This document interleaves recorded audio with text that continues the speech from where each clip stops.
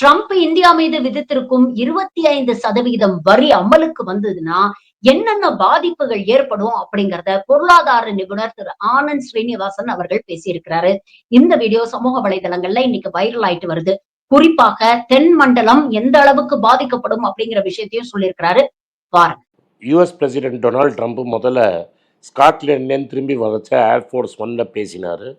ஒரு ரிப்போர்ட்டர் கேட்ட கேள்விக்கு பதில் சொன்னபடி இந்தியா வந்து என்னோட குட் ஃப்ரெண்ட், அதே மாதிரி பிரதமர் மோடி அப்படின்ட்டு பிரதமர் மோடியை ரெஃபர் பண்ணி பிரதமர் மோடியும் என்னோட நல்ல நண்பன் அப்படின்னு சொல்லியிருக்கிறாரு. அதே திரும்பி 30வது வாட்டி என்ன நினைவுபடுத்தினார்னா, என்னோட நான் சொல்லி தான் பிரதமர் மோடி வந்து பாகிஸ்தானோட சீஸ்ஃபயர் அரேஞ்ச் பண்ணார். இது ட்ரேட் சம்மந்தமாக நான் பேசுகிறதுனால தான் அவரை சீஸ்ஃபயர் பண்ணேன் அப்படின்னாரு. ஆனால் அவங்க வந்து இந்தியாவில் டேரிஃப் ரொம்ப ஹையாக இருக்குது, அதனால் அவங்களுக்கும் ஹை டேரிஃப் போடணும், 20லேருந்து 25 வரைக்கும் டேரிஃப் போடலாமான்னு ரிப்போர்ட்டர் கேட்டதுக்கு 25% டேரிஃபு, ஆனால் அது 2ஆம் தேதி தான் தெரியும்னாரு.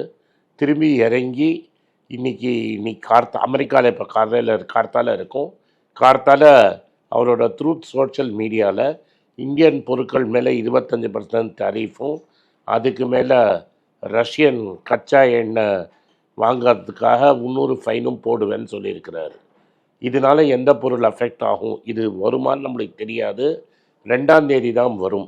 இதனால் திருப்பூர், ஈரோடு, கரூர் இது மாதிரி ஊரில் இருக்கிற டெக்ஸ்டைல், ஃபர்னிஷிங்ஸ், ரெடிமேட் கார்மெண்ட்ஸ் இதெல்லாம் அமெரிக்காவுக்கு நிறைய எக்ஸ்போர்ட் ஆகுது.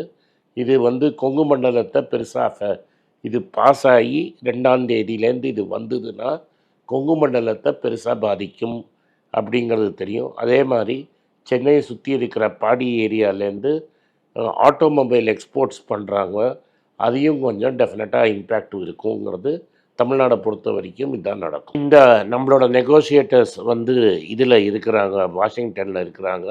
20 நாளாக பேச்சுவார்த்தை நடந்துகிட்ருக்குது. இந்த பேச்சுவார்த்தைகளில் விவசாயி பொருட்கள், அதாவது வீட்டு, அரிசி, பால், அதுக்கப்புறம் பால் சம்மந்த ப்ராடக்ட்ஸ் மேலே தான் பெரிய டிஃப்ரென்ஸ் ஆஃப் ஒப்பீனியன் இருக்கிறதா ரிப்போர்ட்ஸ் வந்துருக்குது. நம்ம விவசாயியை ப்ரொடெக்ட் பண்ணுறோம், அதுக்கு அவர் ப்ரெஷர் போடுறாரு. அதுதான் பெரிய ஸ்டிக்கிங் பாயிண்ட்டாக இருக்குது. எப்போ வேணால் அக்ரிமெண்ட் சைன் ஆகிடுச்சுன்னா, கடைசி நிமிஷத்து அக்ரிமெண்ட் சைன் ஆகிடுச்சுன்னா இந்த இந்த டேரிஃப் வராமல் இருக்கிறதுக்கும் வாய்ப்பு இருக்குது.